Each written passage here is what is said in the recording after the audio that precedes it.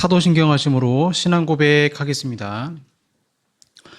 전능하사 천지를 만드신 하나님 아버지를 내가 믿사오며 그 외아들 우리 주 예수 그리스도를 믿사오니 이는 성령으로 잉태하사 동정녀 마리아에게 나시고 본디오 빌라도에게 고난을 받으사 십자가에 못 박혀 죽으시고 장사한 지 사흘 만에 죽은 자 가운데서 다시 살아나시며 하늘에 오르사 전능하신 하나님 우편에 앉아 계시다가 저리로서 산자와 죽은 자를 심판하러 오시리라. 성령을 믿사오며 거룩한 공예와 성도가 서로 교통하는 것과 죄를 사하여 주시는 것과 몸이 다시 사는 것과 영원히 사는 것을 믿사옵나이다. 아멘. 네, 찬양하시겠습니다. 하늘에 나는 새도 주 손길 돌보시네. 주 말씀 향하여 찬양하겠습니다.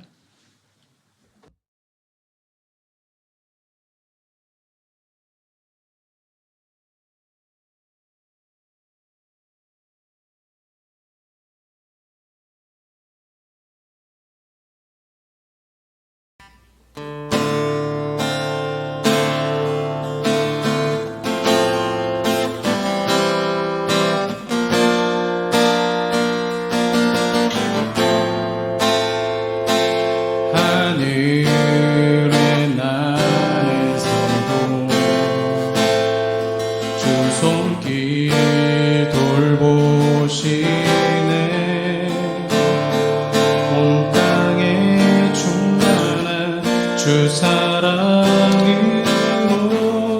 내 마음을 덮으소서.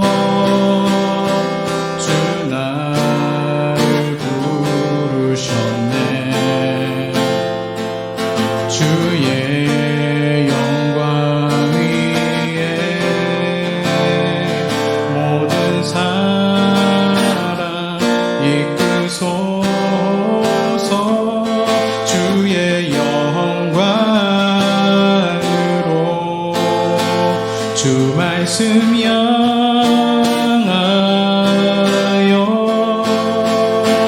달려가리라.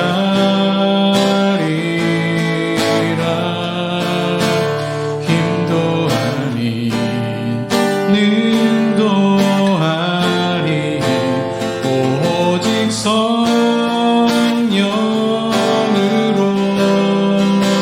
주 얼굴 향하여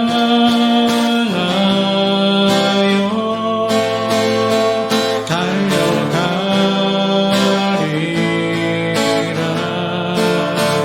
보주의 영광 안에 살게 하소서. 주 말씀 향하여 주 말씀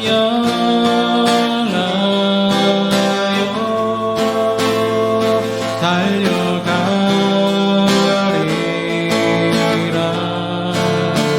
힘도 아닌 능도 아닌 오직 성령으로 주 얼굴 향하여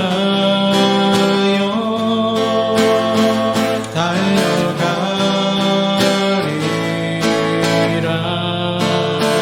보주의 영광 안에 살게 하소서.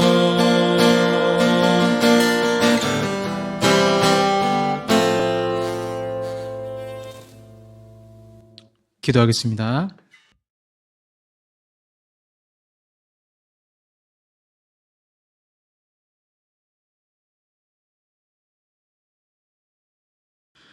무더운 여름 날씨 가운데도 지켜주신 아버지 하나님 은혜 감사합니다. 지치기 쉽고 포기하기 쉽고 축 처지기 쉬운 계절 가운데도 저희들 더욱 열심을 사모하며 주님을 사랑하고 모이기를 힘쓰는데 더욱 매진해야 되지만 그러지 못할 때가 많았음을 주님께 고백합니다. 무더운 여름 날씨에 더욱 하나님 찾는 것을, 주의 얼굴 구하는 것을 포기하지 않게 하시고 오히려 더 지치고 더 힘들고 어려울수록 하나님께 기도하고 승리하는 삶을 살 수 있도록 주여 인도하여 주시옵소서. 한 주간에 저희들의 게으르고 나태한 모습들 회개합니다. 또 하나님보다 세상을 사랑한 것 회개합니다. 주님 용서하여 주시고 예수 그리스도의 보혈로 우리의 영혼의 시간 깨끗하게 하시고 하나님 아버지께 예배드릴 때 영과 진리로 또한 깨끗한 심령으로 예배할 수 있도록 주여 도와주시옵소서. 비 피해로 어려움을 겪고 있는 많은 우리 국민들이 있습니다. 주님, 저들을 긍휼히 여겨주시고 저들에게 자비를 베풀어 주시며 하루속히 빨리 정상화될 수 있도록 주님 은총을 베풀어 주시옵소서. 오늘도 주여 말씀 가운데 찾아와 주시고 특별히 하나님의 인도하심이라는 이 주제를 가지고 계속적으로 말씀을 살펴볼 때에 이 말씀을 듣는 자들 가운데 인생의 여러 결정 가운데 고민하고 있던 부분들이 하나님 안에서 해결할 수 있도록 주여 도와주시고 주의 음성을 들을 수 있도록 주님 축복하여 주시옵소서. 예수님 이름으로 기도합니다. 아멘. 네, 성경 말씀 요한복음 16장입니다. 요한복음 16장 7절에서 11절까지 말씀입니다. 요한복음 16장 7절에서 11절까지 말씀입니다. 신약 175쪽이 되겠습니다. 요한복음 16장 7절에서 11절까지 말씀 봉독하겠습니다. 그러나 내가 너희에게 실상을 말하노니 내가 떠나가는 것이 너희에게 유익이라. 내가 떠나가지 아니하면 보혜사가 너희에게로 오시지 아니할 것이요 가면 내가 그를 너희에게로 보내리니 그가 와서 죄에 대하여 의에 대하여 심판에 대하여 세상을 책망하시리라. 죄에 대하여라 함은 그들이 나를 믿지 아니하며 의에 대하여라 함은 내가 아버지께로 가니 너희가 다시 나를 보지 못하며 심판에 대하여라 함은 이 세상 임금이 심판을 받았음이라. 아멘. 네, 오늘 성화된 이성이라는 제목으로 말씀 나누도록 하겠습니다. 네이버 지식인의 가치관을 검색해 봤습니다. 이런 내용이 있더라고요. 질문자가 이렇게 질문했습니다. 자기 속에서 가치관을 어떻게 적어야 할지 모르겠어요. 성실 관련해서 적고 싶은데 좀 추천해 주시거나 알려주세요. 그럼 이제 답글이 달리잖아요. 이런 답글이 있었습니다. 1번, 원서 쓰는 기업, 기관, 학교 등의 가치관을 생각합니다. 2번, 자신의 가치관 형성 계기에 대해 작성하는 항목의 경우 두 갈식으로 저에게 가장 영향을 미친 인물은 누구누구입니다. 혹은 저에게 가장 큰 영향을 준 사건은 뭐뭐뭐입니다. 라고 시작합니다. 3번, 자소서 가치관 항목을 작성할 때에는 평소 판단을 하는 좌우명을 두 갈씩을 제시하면 이목을 끌기 좋습니다. 그래서 요즘 이제 대학에 들어가도 취업하려고 해도 자소서를 써야 되죠. 그래서 자소서를 대필해주는 사이트도 있고요. 학원 원장님이 가이드라인을 알려주기도 합니다. 공부만 잘한다고 대학교 들어가는 것이 아니고 대학 졸업하고 나서도 취업을 하려면 자소서를 잘 못 쓰면 면접에서 떨어질 수도 있죠. 그러니까 면접 보기 전에 아예 그냥 서류에서 탈락할 수 있습니다. 그런데 이 네이버 지식인의 물음과 답변을 보면 좀 안타까웠어요. 이게 우리나라 교육의 현실이구나. 대한민국 청소년, 청년의 이게 자화상이구나. 가치관을 쓰라고 하니까 제일 먼저 나온 답변이 1번, 원서 쓰는 기업, 기관, 학교 등의 가치관을 생각합니다. 자, 이 말이 무슨 뜻입니까? 내 가치관을 쓰는 것이 아니라 내가 취업할 곳, 내가 가야 할 대학의 가치관에 맞춰서 쓰라는 것입니다. 그러면 그게 가치관이 맞을까요? 가치관 혹은 인생관이라는 것은 다른 사람에 맞추는 것이 아니라 내가 지금까지 살면서 배움과 공부를 통해 깨닫게 된 것 또는 형성된 것을 내세우는 것이 가치관이죠. 타인의 맞춤 가치관이 아닌 내 나름의 인생 철학이 있어야 하고 또 이런 많은 다양한 사람들이 있어야 나라가 발전하겠죠. 다 똑같은 주장을 하면 세상이 어떻게 바뀌겠습니까? 그런 의미에서 오늘 본문에 성령의 빛이, 오늘 예수님께서 또 다른 보혜사를 말씀하셨는데 예수님도 보혜사고 성령님도 보혜사, 파라클레이토스, 돕는 자, 상담자, 위로자, 변호사, 이런 여러 가지 뜻이 있습니다. 그 성령의 빛이 내 안에 거하면 성령께서 주시는, 하나님께서 주시는 어떤 가치관이 생기게 돼요. 그리고 그 가치관을 통해서 내가 인생에 어느 길을 선택할 건지 선택하게 되죠. 그러니까 바른 결정을 하게 되죠. 사실 우리가 인생의 길을 선택할 때는 내 인생의 가치관이 가장 큰 역할을 합니다. 돈이냐 하나님이냐, 나의 가치관이 하나님이면 하나님 쪽을 향할 것이고 나의 가치관이 돈이라면 돈 쪽을 향하는 거예요. 재물이냐 하나님이냐, 예수님도 둘 다가 아니라 둘 중에 하나만 택하라고 하셨죠. 그렇다면 그 사람은 자신의 가치관이 돈이면 돈을 향할 것이고 그 사람의 가치관이 하나님이면 하나님을 향하게 될 것입니다. 우리가 저번 주에 시편 119편 105절 말씀, 주 말씀 내 발의 등이요 내 길에 비치니이다, 아주 유명한 말씀이잖아요. 이 말씀을 보면서 하나님 말씀이 나의 내면에 체득화되어지면 5가지 성품이 열매를 맺게 되는데 사랑, 용서, 관용, 인내, 관대함이라 했습니다. 이러한 성품의 열매를 맺게 하시는 분은 성령님이시고 우리가 어떤 선택의 부분에 있어서 결국에 이런 5가지 성품이 영향을 미친다라고 했습니다. 그래서 평소에 꾸준히 말씀을 읽어야 하고 또 기도함으로 말미암아 성령님과 교제를 충분히 함으로 나의 선택이 자연스럽게 하나님이 원하시는 선택이 되도록 우리는 훈련이 되어져야 될 필요가 있는 것이죠. 모든 사람들은 그 시대의 아들입니다. 중세가 끝나고 근대로 넘어갈 때 크게 작용했던 것이 중세 르네상스예요.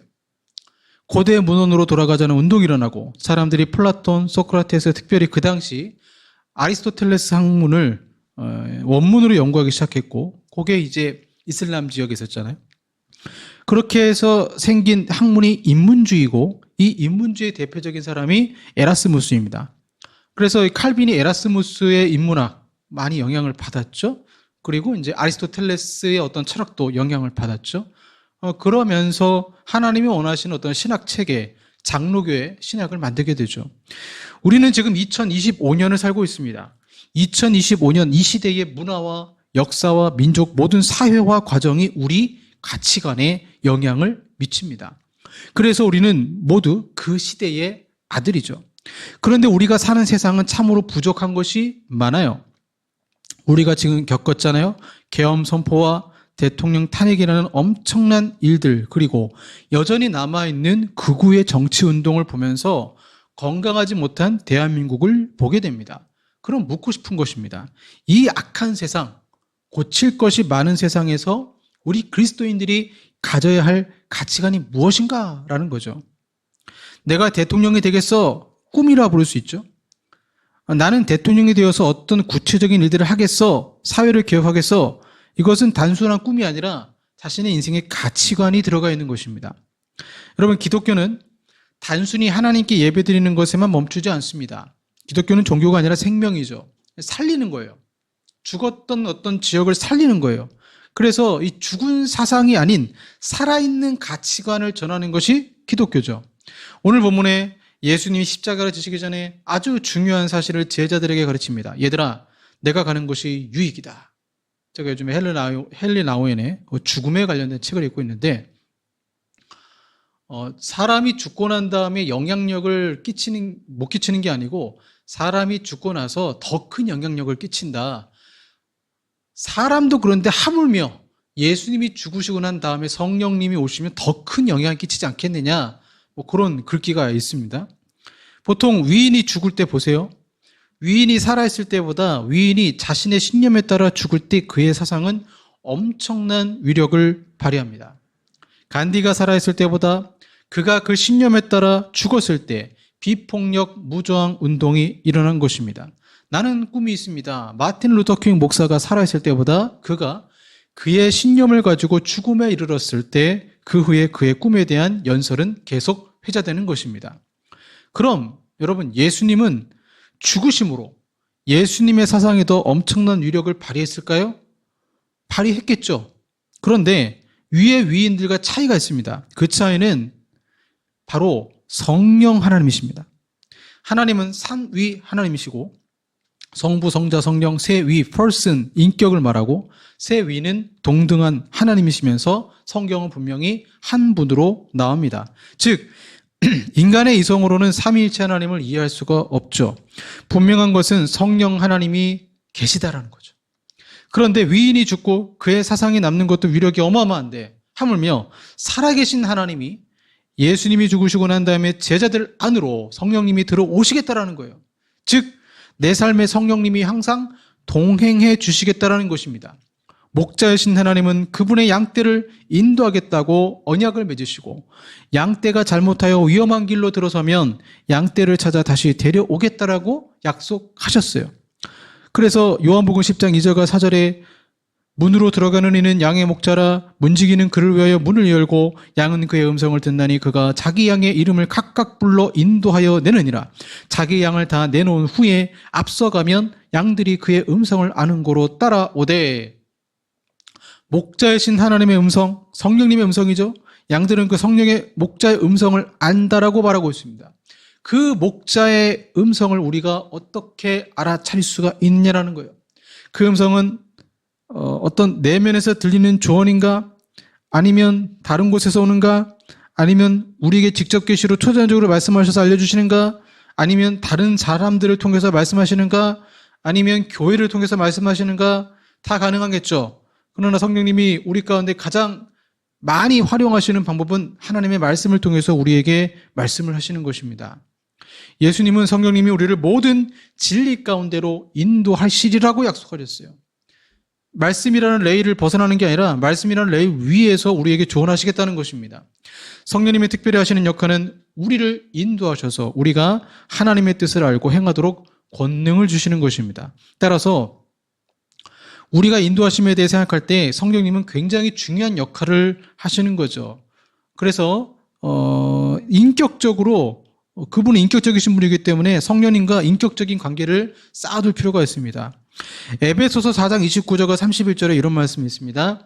무릇 더러운 말은 너희 입 밖에도 내지 말고 오직 덕을 세우는 데 소용되는 대로 선한 말을 하여 듣는 자들에게 은혜를 끼치게 하라. 그리고 이렇게 나와요. 하나님의 성령을 근심하게 하지 말라. 그 안에서 너희가 구원의 날까지 인치심을 받았느니라. 너희는 모든 악독과 노함과 분냄과 떠드는 것과 비방하는 것을 모든 악의와 함께 버리고. 바울은 우리의 언행, 심사에 대해서 경고하고 있습니다.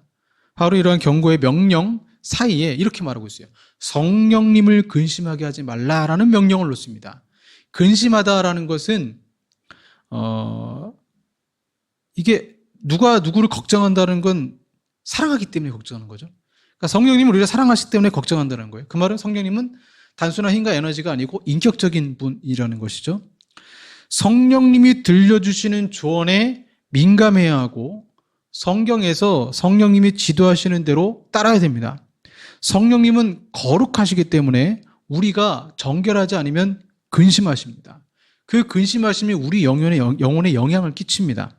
성령님은 자비하심으로 우리가 원한을 품든지 용서하지 않든지 한다면 슬퍼하십니다. 성령님은 진리의 영이신데 우리의 위선과 허위에 고통스러워하시고 성령님이 우리에게 성경과 반대되는 일을 하라고 말씀하셨다고 어떤 이들이 주장한다면 우리가 성령님과 성경이 맞붙어 싸우게 할 때가 있어요. 이건 성령님을 괴롭게 하는 것입니다. 우리가 성령님의 감동으로 기록된 책을 존중한다면 곧 성령님을 존중하는 것입니다. 우리가 성령의 사역은 그리스도를 영광스럽게 하는 데 초점이 있음을 깨닫지 못할 때도 성령님은 근심하십니다. 그래서 요한복음 16장 13절 14절에 그러나 진리의 성령이 오시면 그가 너희를 모든 진리 가운데로 인도하시리니 그가 스스로 말하지 않고 오직 들은 것을 말하며 장래일을 너희에게 알게 하시리라. 그가 내 영광을 나타내리니 이렇게 말씀하고 있어요. 그가 내 영광을 나타내리니. 그러니까 성령님의 역할은 하나님의 영광을 드러내는 것이죠. 어떤 청소년이 도둑질을 하려고 했는데 그때 엄마의 얼굴이 떠올랐습니다. 엄마의 근신된 표정을 생각하니까 차마 도둑질을 못하겠다라는 거예요. 이를 우리가 상상의 효과라고 하죠. 이 상상의 효과만으로도 범죄가 예방이 되죠. 그런데 이 상상의 효과가 아니라 엄마가 옆에 있다면 그 청소년이 도둑질을 할 수 있을까요? 성령님은 우리와 함께 계시고 진리 가운데로 인도하십니다. 멀리 떨어져 계신 분이 아니라 우리 안에 거하시는 것입니다. 제임스 페이커의 말을 들어볼까요? 거기 성령님에 대해서 이렇게 말하고 있습니다. 이것은 마치 예수님이 우리와 마주보고 계시는데 성령님이 우리 뒤에 서서 우리 어깨 너머로 빛을 비추시는 것과 같다. 성령은 우리에게 나를 바라보라, 내게 귀 기울이라, 내게로 오라, 나를 알아가라라는 메시지는 결코 보내지 않으신다.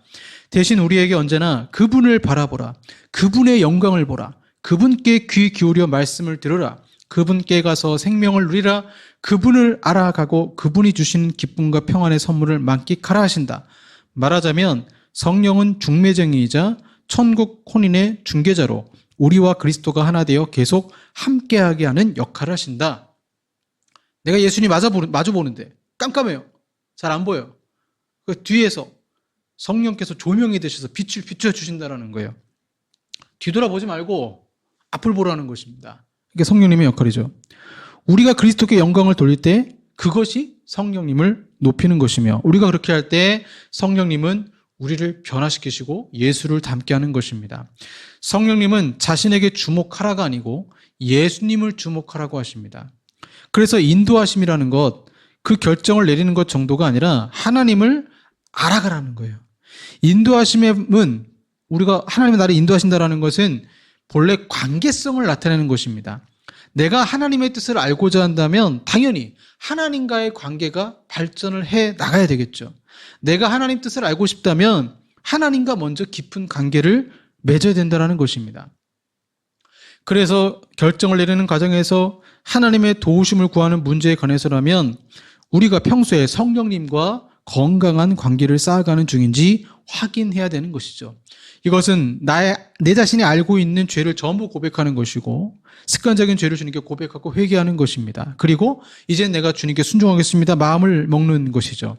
우리가 이렇게 성령님이 들려주시는 조언에 순종하며 살아가면 그분은 오늘 예수님께서 말씀하신 것, 제자들에게 말씀하신 것처럼 보혜사 성령님이 오셔서 너희 길을 지도하시겠다라고 말씀을 하시는 것입니다. 그리고 오늘 본문에 그러면 성령님이 나와 함께 하시면 어떤 일이 일어나는가? 예수님 세 가지로 말씀하세요.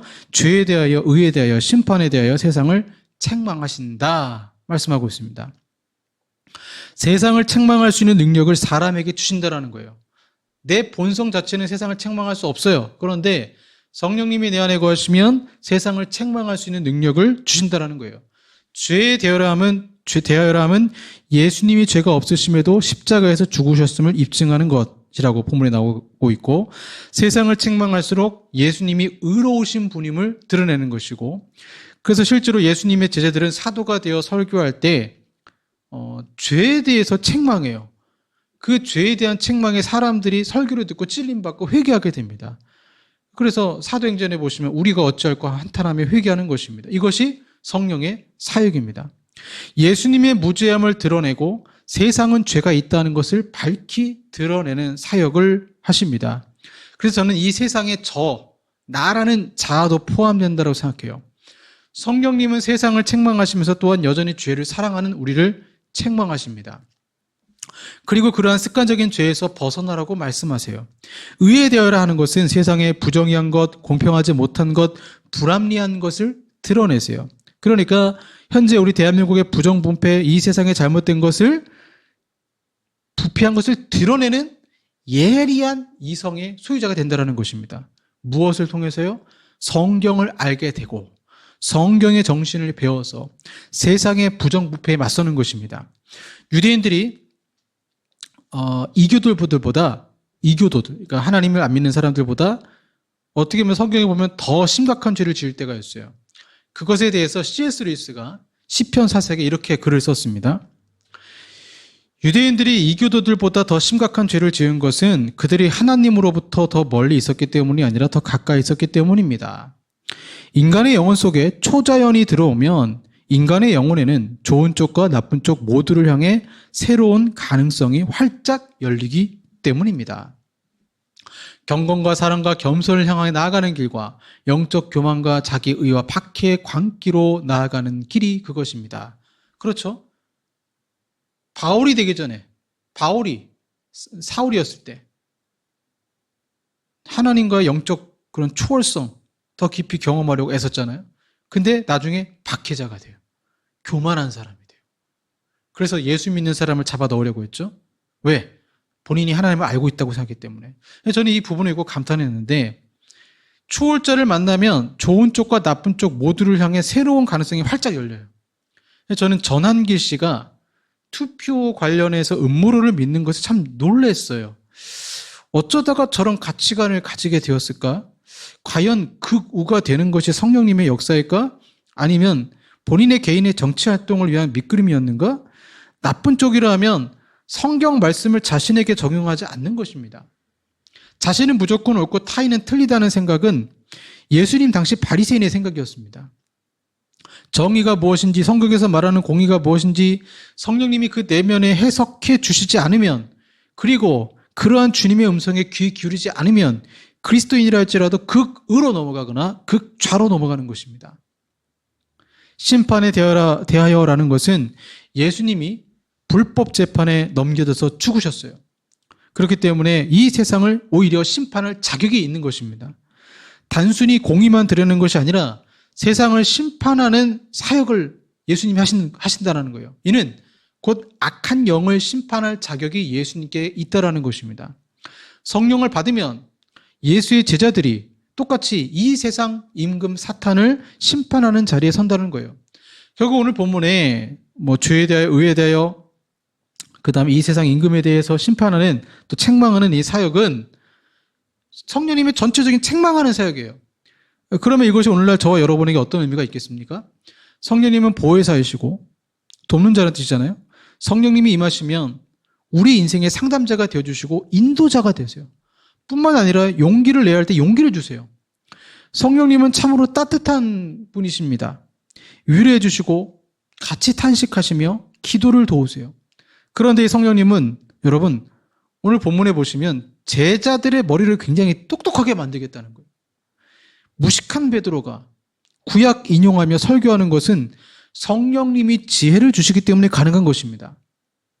그래서 우리가 믿음을 가지고 성경을 잘 배우고 성령님의 지혜를 구한다면 우리 인생에 놀라운 일이 일어나는 거예요.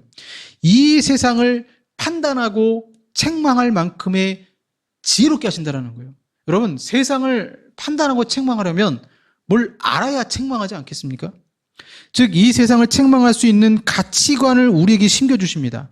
내가 일반 은총의 영역에서 공부하는 것들, 과학이든 법이든 의료든 상관없습니다. 성령님은 그 영역에서 우리에게 가치관을 심겨주시고 그 가치관은 내 삶의 인생관이 됩니다. 그 인생관이 아름다우면 삶도 아름답고 건강한 가치관으로 인해 내 삶의 길을 결정할 때 주님의 뜻대로 결정하게 됩니다. 그래서 첫 시작이 바로 성령님의 사역인 것입니다. 예를 들어서 레위기를 읽다가 희년에 대해서 공부했다고 치면 하나님이 정하신 부동산법이 뭔지 알게 돼요. 그러면 이 대한민국의 부동산 투기가 또한 부동산법이 무엇이 잘못되는지를 성령님이 조명하셔서 지혜를 주셔서 알게 되는 거예요. 그래서 그 사람은, 공부한 사람은 그 법을 고치려고 하는 거죠. 또 성경을 읽다가 고리대금업을 금하시는 시편 15편의 내용과 또 잠언의 말씀을 읽게 되면 가난한 자를 착취하지 말라는 내용을 접하게 됩니다. 구제 11조를 배우게 됩니다. 이를 자세히 공부한 그리스도인은 성령의 지혜로 사회복지 전문가가 되고 세상을 바꿔나갈 사회복지 제도를 위한 구체적인 운동을 실시하는 것입니다. 마하트마 간디가 비폭력 무장운동을 할 때 그가 감명 깊게 읽었던 내용이 예수님의 산상수훈이에요. 하물며 성령님이 임하시는 우리가 더 세상을 책망할 자가 되지 않겠습니까? 그냥 단순히 잘 먹고 잘 살자가 인생의 가치관이 아니라 이 세상을 책망하는 자가 되는데 이 세상을 책망하는 자를 다른 말로 하면 이 세상을 바꿔나가는 사람들이 된다는 거예요. 이것이 성령님의 사역인 것입니다. 성령의 빛, 지혜의 빛이 임하면 교회를 바꾸고 세상을 바꾸는 것이죠. 성령님이 임하시면 능력이 나타나고 머리가 똑똑해지고 인생의 진정한 가치관이 생기는 것입니다. 자, 우리의 두뇌를 조종하는 것은요, 마음의 갈망이에요. 내 마음의 갈망.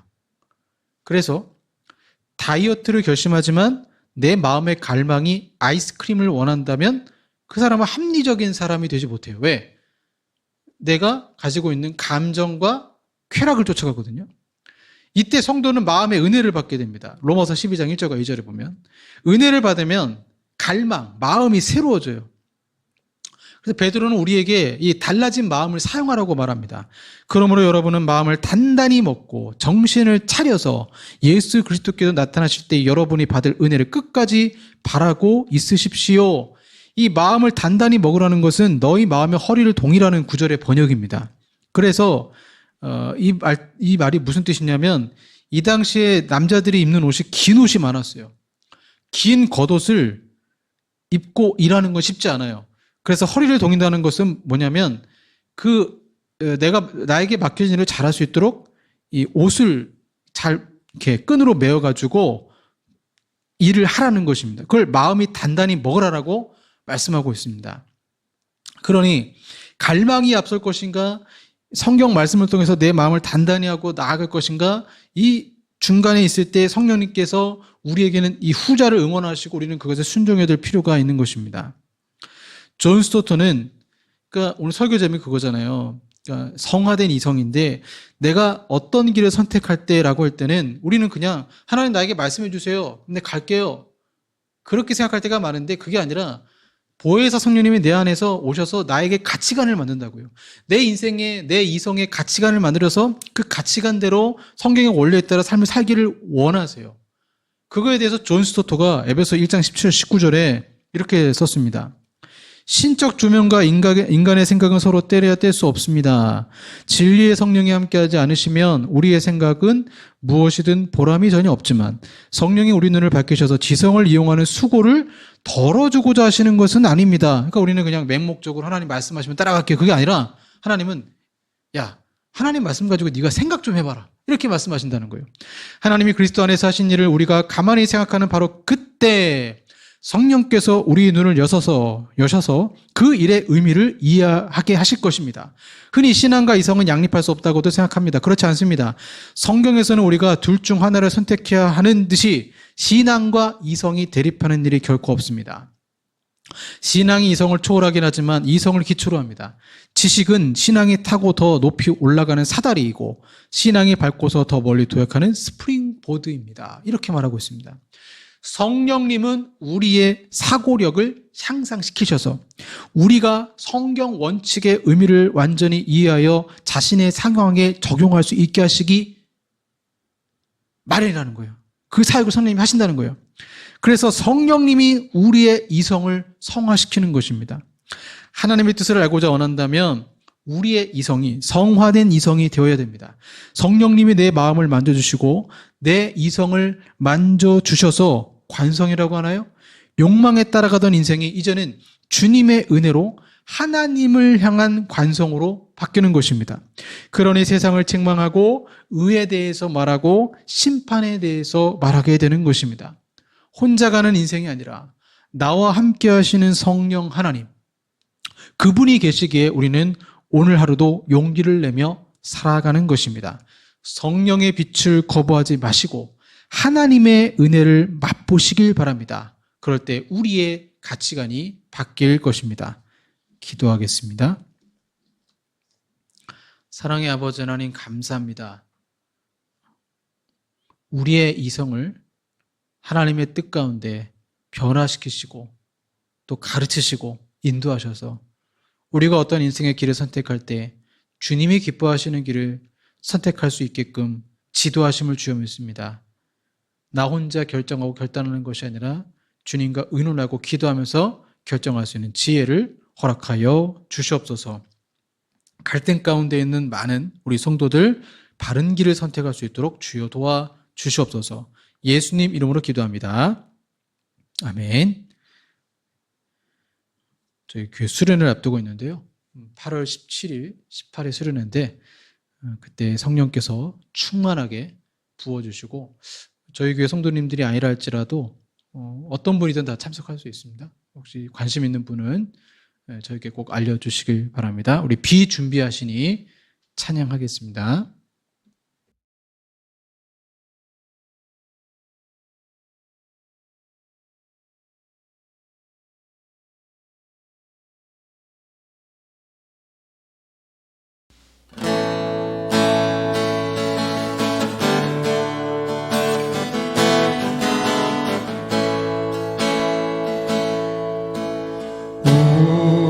우리 주는 위대하며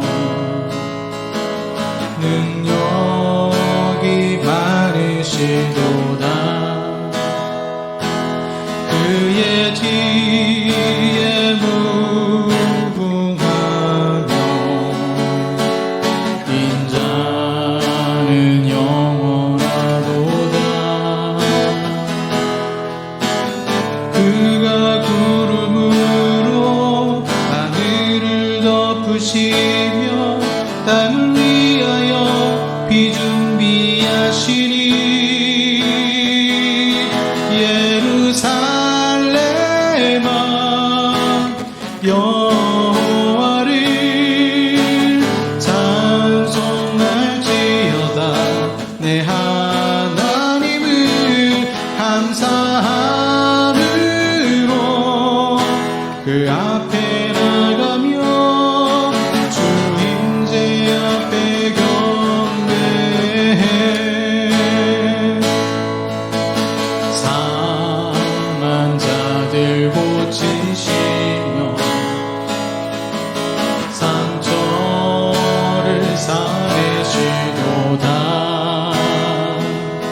별들의 수를 세시며 이름을 붙이셨도다. 그가 구름으로 하늘을 덮으시며 땅을 위하여 비 준비하시니 예루살렘아 여호와를 찬송할지어다. 내 하나님을 감사함으로 그 앞에 나가며 주 임재 앞에 경배해. 예루살렘아 여호와를 찬송할지어다. 내 하나님을 감사함으로 그 앞에 나가며 주 임재 앞에 경배해.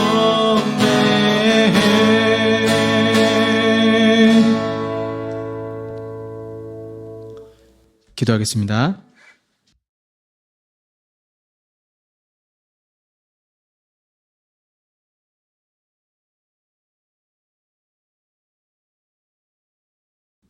모든 걸 준비하시는 하나님을 주여 믿습니다. 우리의 삶에 필요한 것도 준비하시고 우리가 결정할 때 지혜도 준비하시고 그러나 구하는 자에게 준다고 말씀을 했사오니 구합니다. 주님 충만케 하여 주시옵소서. 오늘도 아버지 앞에 귀한 예물 드립니다. 11조 감사 구제 선교로 영광 돌려오니 주님 기쁘게 받아주시고 마음을 드리는 자마다 기도하는 자마다 역사하시며 그 마음에 헷갈리는 인생의 문제들 성령의 조명하심으로 인도하심으로 바른 길을 선택할 수 있도록 축복하여 주시옵소서.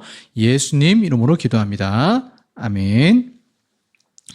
지금은 우리 구주 예수 그리스도의 은혜와 성부 하나님의 사랑하심과 성령 하나님의 교제교통 역사하심이 성령의 조명하심으로 지혜를 받아 인생의 바른 길을 선택하기 원하는 우리 사랑하는 성도들과 한국 교회 위에 영원토록 함께 있을지어다. 아멘.